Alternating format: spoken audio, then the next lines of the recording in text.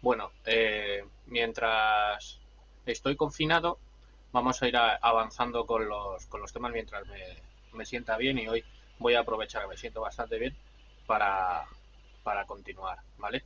Sé que con uno de los subgrupos había empezado ya este grupo, pero con otro no, así que vamos a hacer entera. El epígrafe 3.6, los Austrias en el siglo XVII, ¿vale? Austria del siglo XVII, gobierno de Valideos, crisis de 1640.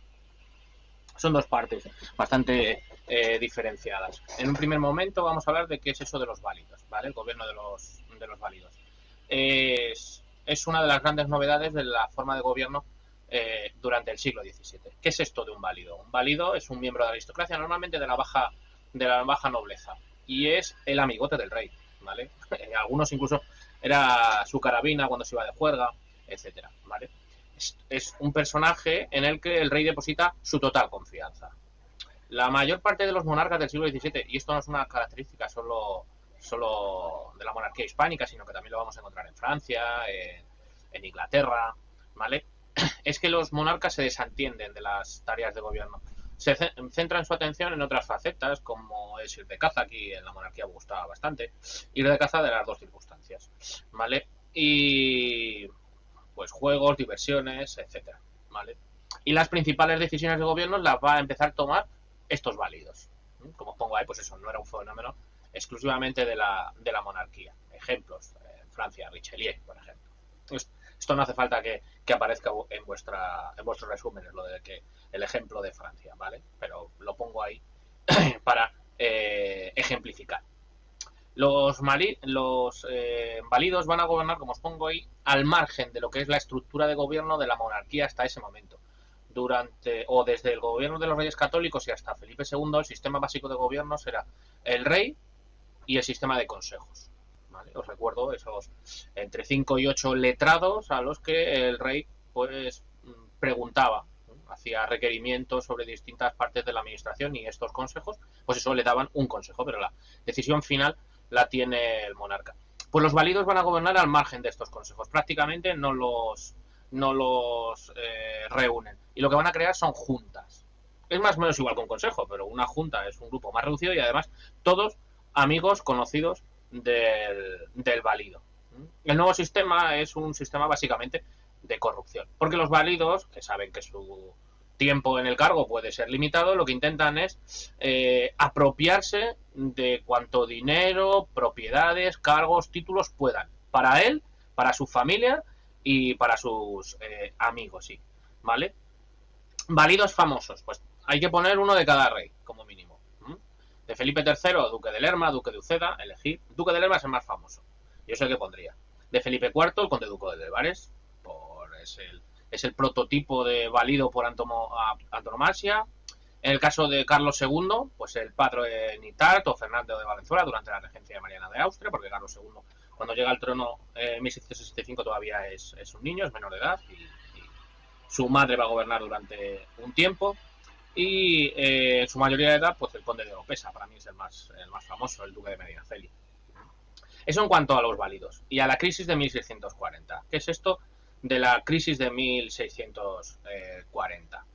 Eh, como ya estuvimos estudiando, los reyes católicos habían construido la unidad, o habían intentado conseguir la unidad ibérica, ¿vale?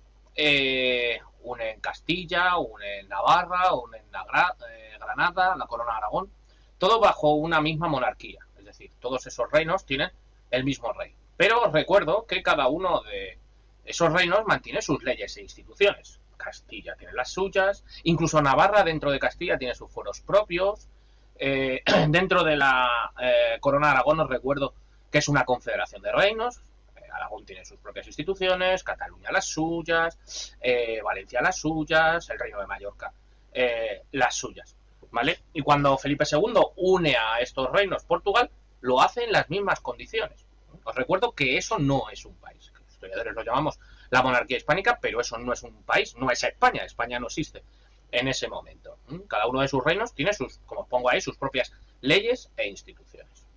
Y en ese contexto de creación de esa monarquía hispánica, de esa unión o esa confederación de reinos, comienza en 1618 la Guerra de los 30 años. Es Es una guerra que la trataremos más detenidamente en el siguiente epígrafe, pero que hace que la monarquía tenga que gastarse dinero en pagar ejércitos, en conseguir armas, etcétera. Y es una guerra que sus frentes principales están en Europa, en el Sacro Imperio Romano Germánico, y luego a partir de que se acaba la tregua de los 12 años, que ya estudiaremos también en el siguiente epígrafe, pues también vuelven los conflictos en Flandes. La cuestión es que ¿quién está sosteniendo todo el gasto de esa guerra?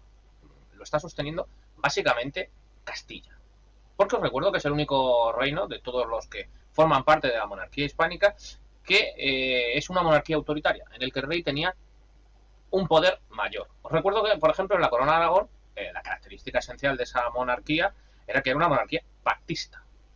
Y que en muchas de las constituciones de esos reinos, es el caso también de Portugal, de Cataluña, de Aragón, de Nápoles, por ejemplo, en las leyes propias de esos reinos, los dineros, vamos a decir, el dinero de esos reinos y los soldados o las fuerzas militares de esos reinos eran para la defensa de esos reinos, no para la defensa de intereses que tuviera la monarquía en Alemania.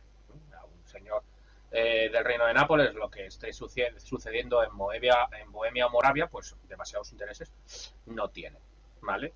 La cuestión es que Castilla se está arruinando. No pueden, por mucho que quieran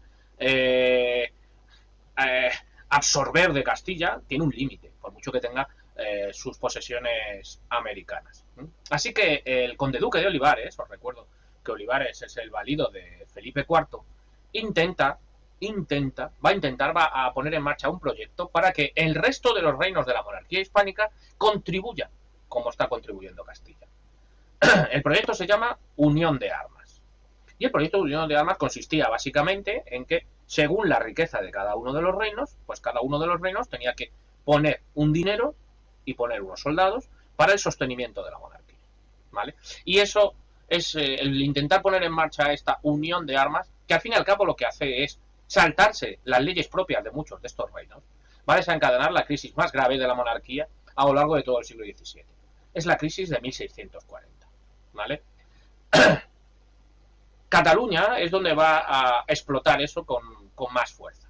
Las Cortes catalanas habían votado tanto en 1626 como en 1632 en contra de la unión de armas, en contra de colaborar. El dinero de Cataluña es para Cataluña. Lo que no impidió, casi como en venganza, que Olivares dijera, que solo ponéis dinero si eso afecta a Cataluña. Pues como Francia va a entrar en guerra en contra de la monarquía, pues decide Olivares que la guerra con Francia se va a llevar a cabo a través de Cataluña. Y decide llevar allí tropas. Son tropas básicamente castellanas e italianos. Y pronto va a haber roces entre esos soldados castellanos e italianos con el campesinado catalán, porque claro, de alguna forma se tiene que alimentar la tropa, ¿vale? Y muchas veces es robando allí donde están, y como las tropas están en Cataluña, pues están robando a los catalanes. Toda esta presión termina saltando por los aires en lo que se llama el levantamiento del Corpus de Sangre, del 7 de junio de 1640, donde incluso el virrey, que representa, os recuerdo, al rey en Cataluña, va a ser asesinado. Empieza entonces en Cataluña una guerra civil entre los partidarios de la Generalitat, que van a ofrecer incluso Cataluña al rey de Francia. Os recuerdo que al fin y al cabo Borrell II independiza a Cataluña del reino de los francos, lo que luego va a ser Francia, ¿vale? Pues es un enfrentamiento entre los partidarios de la Generalitat, que ofrece esa corona al rey de Francia, y las tropas de Felipe IV. La guerra va a durar prácticamente 12 años y termina en 1652, cuando las tropas de Felipe IV toman Barcelona. ¿Qué hacer una vez se ha tomado Cataluña? Felipe IV podría haber dicho, pues ahora, en venganza, os quito vuestros fueros y privilegios. Pero no, lo que hace, en ese sentido patrimonial que tienen los austrias, es volver a jurar el respeto a las leyes, a los fueros, ¿vale?, a las instituciones del Principado de Cataluña. Animados por la rebelión de Cataluña de 1640, los portugueses también se van a lanzar a la rebelión. No estaban muy contentos con la unión. Los neerlandeses, los holandeses, los miembros de las Provincias Unidas habían estado atacando el norte de Brasil y la monarquía no había podido defenderse. Así que los portugueses sienten que la unión no está siendo beneficioso para ellos. Finalmente, las Cortes portuguesas van a proclamar al rey como rey de Portugal al duque de Braganza. Los rebeldes van a ser rápidamente apoyados por los mayores enemigos de la monarquía, por Francia e Inglaterra. Finalmente, Mariana de Austria, madre regente de Carlos II, una vez que Felipe IV ya había muerto, va a acabar reconociendo la independencia de Portugal en 1668. En esta independencia es importante, no lo pongo ahí, pero es importante para saberlo, Ceuta pertenecía a Portugal. Pues cuando se produce la independencia portuguesa, Ceuta decide mantenerse fiel a la monarquía y por eso hoy día pertenece a España. También va a haber revueltas de tinte separatista, por ejemplo en Andalucía, donde el duque de Medinaceli también tenía aspiraciones a haber constituido un reino propio, ¿vale? Rápidamente sojuzgada ese movimiento. En Nápoles también va a haber intentos de revuelta, incluso en el reino de Aragón. Una vez recuperada la situación, Felipe IV, como os he dicho, una vez